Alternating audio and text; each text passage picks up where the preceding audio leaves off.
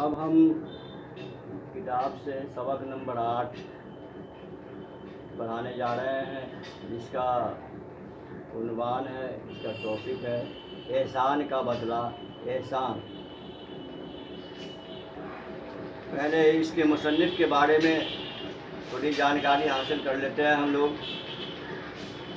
احسان کا بدلہ احسان ڈاکٹر ذاکر حسین صاحب، جو ہندوستان کے صدر جمہوریہ بھی رہ چکے ہیں، بہار کے گورنر بھی رہ چکے، انہوں نے لکھا 1897 میں ڈاکٹر ذاکر حسین صاحب کی پیدائش ہوئی اور 1969 عیسوی میں ان کا انتقال ہوا۔ ڈاکٹر ذاکر حسین حیدرآباد میں پیدا ہوئے۔ ان کا تعلق قصبہ قائم گنج، ضلع فرخ آباد، اتر پردیش کے ایک معزز پٹھان خاندان سے تھا۔ اتر پردیش میں فرخ آباد ایک ضلع ہے قصبہ قائم گنج میں، وہیں ان کی پیدائش 1897 عیسوی میں ان کی پیدائش حیدرآباد میں ہوئی، کہ ان کا تعلق اتر پردیش کے فرخ آباد ضلع سے تھا۔ ان کی ابتدائی تعلیم اسلامیہ اسکول اٹاوہ، یوپی میں ہوئی۔ وہ اعلیٰ تعلیم کے لیے علی گڑھ، الہ آباد اور جرمنی تک گئے۔ جرمنی سے انہوں نے پی ایچ ڈی کی ڈگری حاصل کی۔ انہوں نے اعلیٰ تعلیم حاصل کرنے کے لیے جرمنی کا سفر کیا، وہاں سے پی ایچ ڈی کی ڈگری سند حاصل کی، پھر اپنے وطن ہندوستان لوٹ آئے۔ ڈاکٹر ذاکر حسین کی شخصیت کے کئی اہم پہلو تھے۔ وہ بیک وقت ایک صاحب طرز ادیب، ماہر تعلیم، قومی رہنما اور سیاستداں تھے۔ اللہ نے بہت ساری خوبیاں ان کے اندر کھل کر بھر دی تھی۔ بیک وقت ڈاکٹر ذاکر صاحب ایک صاحب طرز ادیب، ماہر تعلیم، قومی رہنما اور سیاستداں تھے۔ وہ جامعہ ملیہ اسلامیہ نئی دہلی اور علی گڑھ مسلم یونیورسٹی علی گڑھ کے وائس چانسلر رہے۔ انہوں نے صوبہ بہار کے گورنر، نائب صدر اور صدر جمہوریہ ہند کی حیثیت سے ملک و قوم کی غیر معمولی خدمات انجام دی۔ انہوں نے اپنی پوری زندگی ملک کی خدمت کے لیے وقف کر دی۔ کبھی گورنر کے عہدے پر فائز رہے، کبھی نائب صدر جمہوریہ کے عہدے پر فائز رہے، اور بعد میں انہیں صدر جمہوریہ ہند بنایا گیا، چنے گئے، اور اس عہدے پر رہ کر انہوں نے ملک و قوم کی خدمت انجام دی۔ ڈاکٹر ذاکر صاحب کا ادبی سفر دنیا کی چند اہم کتابوں کے ترجموں سے شروع ہوا۔ انہوں نے اپنے ادب کی شروعات دنیا کی چند ادبی کتابوں کے ترجموں سے شروع کیا۔ ایک زبان سے دوسری زبان میں کتابوں کا ترجمہ شروع کیا۔ ان ترجموں میں مشہور فلسفی افلاطون کی کتاب ریاست اور ایڈون کیننگ کی سیاسی اقتصادیات وغیرہ شامل ہیں۔ انہوں نے جرمنی زبان میں گاندھی جی پر ایک کتاب لکھی۔ بچوں کی تعلیم و تربیت اور بچوں کے ادب سے انہیں خصوصی دلچسپی تھی۔ بچوں کے اندر تعلیم کا شوق پیدا ہو، اس کی فکر انہیں لگی رہتی تھی، اور انہوں نے بچوں کے لیے طرح طرح کی کارآمد اور مفید کتابیں لکھی، جس سے بچوں کو بہت فائدہ ہوا اور ابھی بھی ہو رہا ہے۔ انہوں نے بچوں کے لیے متعدد مضامین اور کہانیاں لکھی۔ ابو خاں کی بکری، لومڑی کی چالاکی، مور کا حسن، اونٹ کا ضبط اور گھوڑے کی نرمی ان کی مشہور کہانیاں ہیں۔ یہ ابھی جو پیش نظر کہانی ہے ہماری کتاب میں، احسان کا بدلہ احسان، یہ انہیں کی تصنیف ہے۔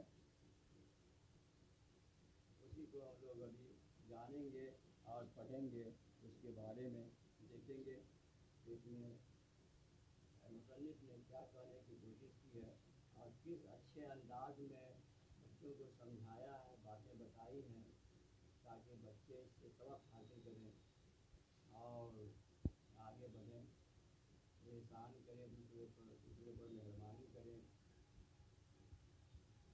احسان فراموشی نہ کریں بلکہ احسان مند بنیں۔ کا ذکر ہے جب ہر جگہ نیک لوگ بستے تھے اور دغا اور فریب بہت ہی کم تھا۔ لوگوں کو دھوکہ نہیں دیتے تھے، ایک دوسرے کو دھوکہ نہیں دیتے تھے۔ ہندو مسلمان ایک دوسرے کا خیال رکھتے تھے، کوئی کسی پر زیادتی نہیں کرتا تھا اور جو جس کا حق ہوتا تھا اسے مل جایا کرتا تھا۔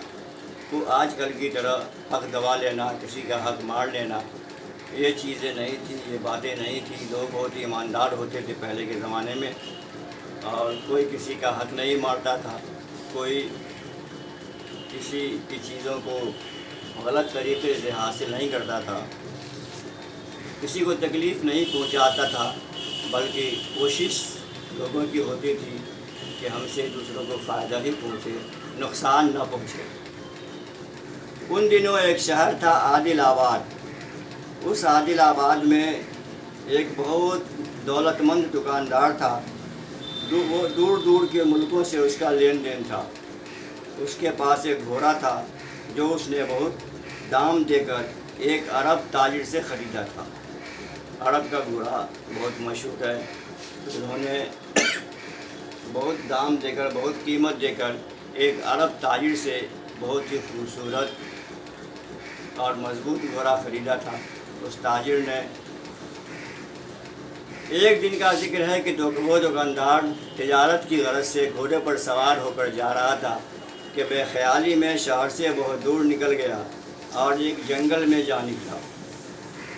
بے خیالی میں راستہ بھٹک گیا اور ایک گھنے جنگل میں جا پہنچا۔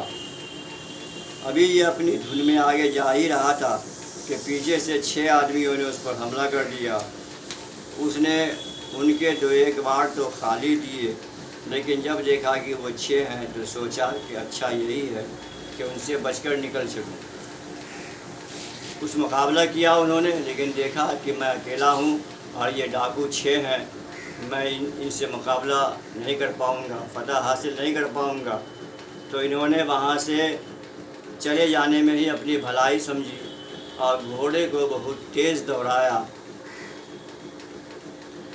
گھوڑے کو گھر کی طرف پھیرا، لیکن ڈاکوؤں نے بھی اپنے گھوڑے پیچھے ڈال دیے۔ ڈاکوؤں نے بھی اس کا پیچھا کیا۔ اب تو عجیب حال تھا، سارا جنگل گھوڑوں کی ٹاپوں سے گونج رہا تھا۔ سچ یہ ہے کہ دکاندار کے گھوڑے نے اسی دن اپنے دام وصول کرا دیے۔ دکاندار کے گھوڑے نے اسی دن اپنا دام وصول کرا دیا۔ اتنی تیز دوڑا کہ اس نے تاجر کی جان بچا لی۔ کچھ دیر بعد ڈاکوؤں کے گھوڑے پیچھے رہ گئے، دکاندار کی جان بچا کر اسے گھر لے آیا۔ اس روز گھوڑے نے اتنا زور لگایا کہ اس کی ٹانگیں بیکار ہو گئیں۔ گھوڑے کی جو طاقت ہوتی ہے اس طاقت سے کئی گنا زیادہ طاقت اس نے لگایا، تو اس کی دونوں ٹانگیں بیکار ہو گئی، وہ چلنے سے معذور ہو گیا۔ خدا کا کرنا ایسا ہوا کہ کچھ دنوں بعد غریب کی آنکھیں بھی جاتی رہیں، کچھ دنوں کے بعد اس بیچارے کی آنکھیں بھی ناکارہ ہو گئیں، آنکھوں سے بھی نظر نہیں آ رہا تھا۔ پاؤں تو پہلے ہی بیکار ہو چکا تھا، اب آنکھوں نے بھی جواب دے دیا تھا۔ لیکن دکاندار کو اپنے وفادار گھوڑے کا احسان یاد تھا۔ دکاندار کی جان بچائی تھی اس گھوڑے نے، تو دکاندار کو اس گھوڑے کا احسان یاد تھا، تو اس نے سائس کو حکم دیا کہ جب تک گھوڑا زندہ رہے اس کو روز صبح شام 6 سیر دانہ دیا جائے اور اس سے کوئی کام نہ لیا جائے۔ اس نے گھوڑے کی دیکھ بھال کرنے والے کو، جو سائس بحال تھا، اسے حکم دیا کہ روزانہ 6 سیر دانہ صبح شام دیا جائے اور اس سے کوئی کام نہ لیا جائے اور اس کی حفاظت کا، اس کے آرام کا پورا خیال رکھا جائے۔ کچھ دنوں تک تو ایسا چلتا رہا، لیکن سائس نے کچھ دنوں کے بعد اس کے حکم پر عمل نہ کیا وہ روز بروز گھوڑے کا دانہ کم کرتا گیا۔